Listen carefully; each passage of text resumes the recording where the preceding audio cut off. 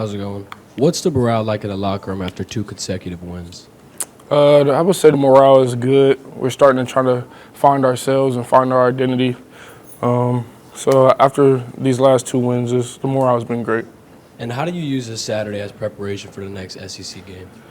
This Saturday, SEC is like a year of 4 quarter games. So as y'all seen, Saturday we kind of got off to a slow start, and we got to get better at that.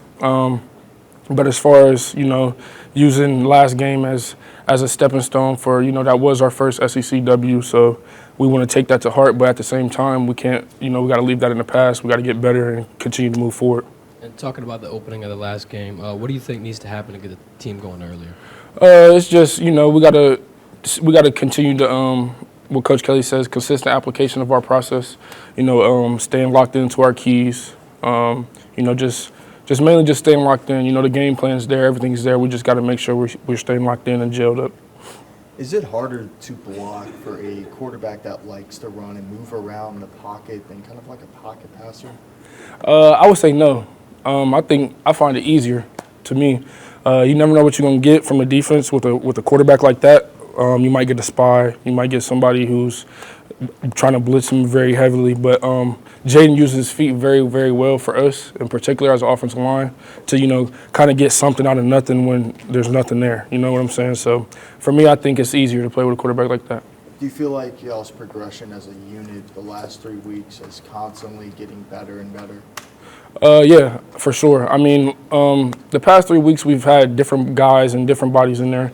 And, I think everybody, played well together within those last 3 weeks. 2 freshmen starting last week, SEC game, 100,000 people. How do you think they played, and what does it say to them that they're this young and able to play that well at that stage? I think for those 2 guys, it was an amazing opportunity for them to showcase their talents and what they'll be able to do for us for the rest of the season, and stuff like that. So those 2 guys, I think, stepped up a tremendous amount. Of course, we all still got to get better, but them being freshmen, I feel like they played a very, very well game. Have you given them any advice about, how to approach the game? Obviously, they're a lot younger. They kind of have to look up to you for that. What have you told them?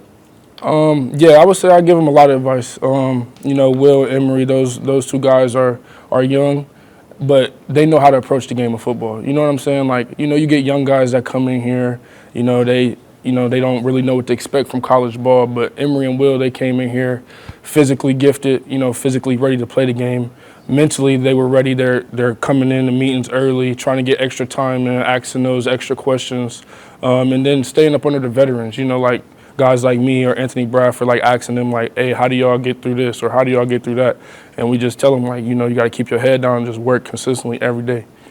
How do you guys feel about going into New Mexico? Obviously, not an SEC opponent, but someone that you can't take lightly. What's your guys' mindset?